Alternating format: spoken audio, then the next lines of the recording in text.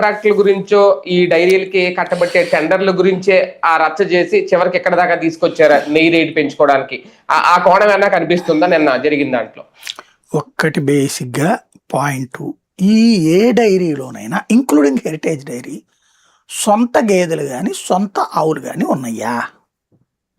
వీళ్ళు ఏమన్నా గోశాలలో లేకపోతే గేదెల శాలలో పెట్టి అక్కడ ఏమన్నా గడ్డినేసి అదేదో కుడితులు తౌడులు పెట్టి ఆ పైన పాలు ఏమైనా పిండుతున్నారా?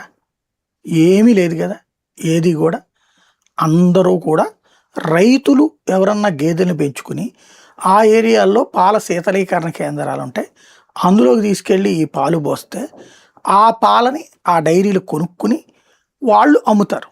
ఇది క్లియర్ పిక్చర్. ఇప్పుడు రేపు ఎండాకాలం వచ్చిందనుకోండి, పాల పొడి పాలు వస్తాయి మీకు. ఎండాకాలంలో పాలు రావు ఎక్కువ గేదెలకి వాటికి.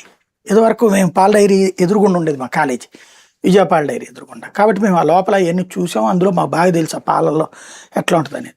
ఎండాకాలం ఏం చేస్తాను, ఇప్పుడు ఈ వర్షాకాలం కానీ మిగతా కాలాల్లో పాలు బాగా వచ్చిన టైంలో వీళ్ళు ఇప్పుడు ఎక్కువ తీసుకుని ఆ పాలని కాచి ఆ తర్వాత వాటిని ఇచ్చేసి ఎండబెట్టి దాన్ని పొడి చేసుకుని పొడి ఉంచుతారు అక్కడ. ఆ పొడి నిల్వ చేసుకుంటారు.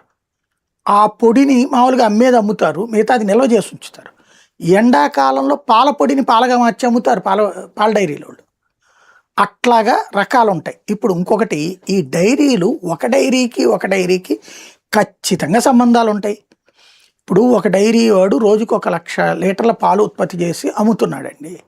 పండగ వచ్చినప్పుడు పబ్బం వచ్చినప్పుడు అతనికి